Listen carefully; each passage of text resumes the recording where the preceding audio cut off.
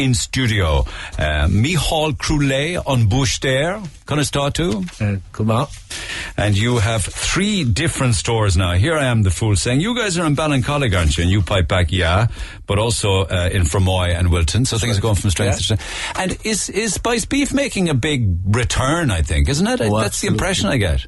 Yeah, when I was young and we started making Spice Beef, we'd probably have just one barrel for the whole Christmas, but now we have lots and lots of barrels. How did that happen? I think we made it more attractive because we used more leaner cuts of beef. I remember when I was young it was all brisket, and brisket was very fatty, and you would really have to be into, you know... I like brisket though. If I saw it on a menu, I'd order it.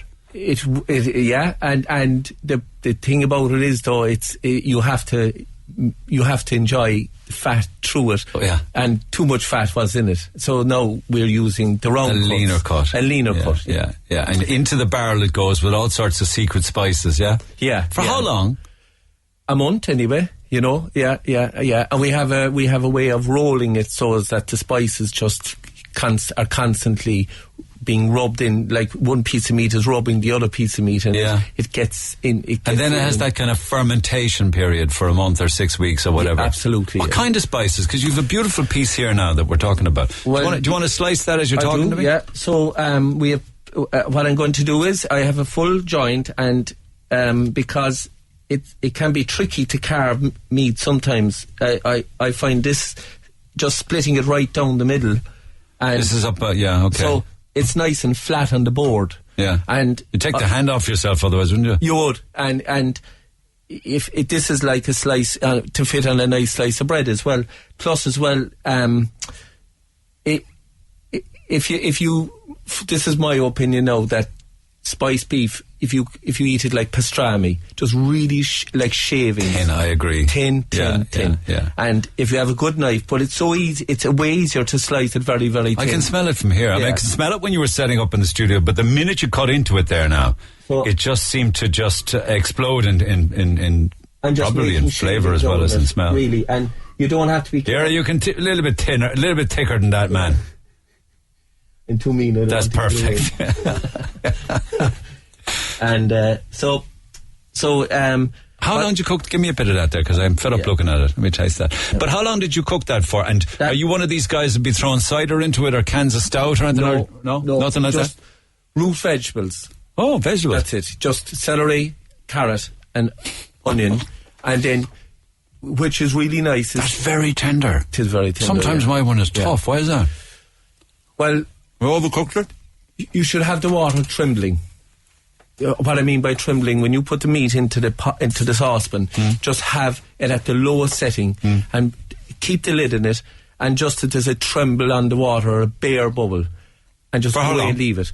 Like I would have left that on for 2.5 hours now. So that's nearly an hour to the pound. But I turned it off and I went off to bed and left it for the night. What vegetable did you put into it? Celery, carrots, and onion, and just an orange. Just chop it up. And am I picking up any of that now? I'm getting the spice. You are. Well, that's why I don't put much else into it. Don't over-egg the pudding. No, because you have the spices, and the spices we use, like we've learnt a lot of over the years since I was a child and seen my father struggling with spices, because he wouldn't have been a spice man. He was a butcher. So we got a lovely recipe, and then over the years we have discovered that the best place to get spices is in Holland, because they're a fella down in East Cork now, isn't there? Aaron, isn't it? He's the spice man. He's got a serious selection of spices. Yeah. I met him during the week, and my God, I mean, because we really have become much more adventurous. But you're okay. You do your thing, and of course. But but the most important thing about spices is, and we all have spices in our cupboards, but like what we are really for 40 years to keep them just so fresh. That's it's right. like they must be really fresh. Yeah. And then you get a fantastic aroma. Yeah, they say the stuff in the little bottles, the powder is pure useless, that it's just kind of dust off the ground kind of stuff. Yeah. That's why it's better to, like, even white pepper, like, it's very... Would you put relish with that? Maybe something from Ballymaloe, or would you use Dijon mustard, or a bit of English Coleman's? My favourite one, I'll just give you some there now, is just because is a bit of cucumber pickle. Just. All right. That's a bit of dill pickle, isn't it? Yeah. Yeah. And it's like, don't overdo the pickle, but it is, keep talking, will you? It's really good. And now, just one other thing, I was talking to one of the girls before I came in, and overcooking spiced beef can happen very easily, and you end up with it just falling apart completely, and I mean, just disintegrating. So if you undercook it, it's tough. If you overcook it, it just disintegrates. Yeah. So if it's tough, it's great for shaving. So the thinner you slice it, it'll eventually be okay.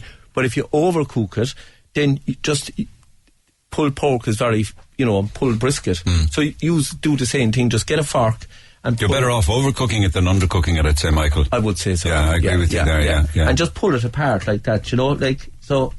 Instead of it looks brilliant when you do that. That's the pulled pork effect now, lads. Yeah. So I think this is all going to go up online, I believe. People want to watch this video. You see that look? Yeah. And she's coming away there nicely, and you can cheat. Yeah. And you can look twice as good because you can see you deliberately. I don't know whether I like it as part of the Christmas dinner or whether I like it more in crusty bread in a sandwich. The sandwich, I think, spiced beef sandwich. I have some sourdough bread here and some brown bread, and like a little bit of mayonnaise, a little bit of tomato, rocket, or a bit of salad leaves on top of the. So forget about your cans of stout or your bottles of cider. Yeah, and there's just a lot done to it few anyway vegetables already. in the way, and you're selling it at the Yin Yang and Mull 3 shops. Absolutely, yeah. So there's a lot of hungry mouths to feed here now, no doubt they'll descend upon that. That'll be So a pound per hour on a simmer. And I mean, an hour for the pound. I mean, you simmer. have to be. I'm over exaggerating the simmer. The lowest you can. Just once the water's come to the boil. Bubbling. But I mean, just a tremor. Less than a bubble. Yeah, less than a bubble. Yeah. Okay, another great lesson learned this morning. Appreciate it. That's delicious. Listen, happy Christmas, and I'm so delighted that things go from strength to strength in all shops. So thanks for popping in. You're very welcome. Appreciate it. Michael O'Crilley on Bush Dare. Now, lines open at 1-850-104-106 for all of the business.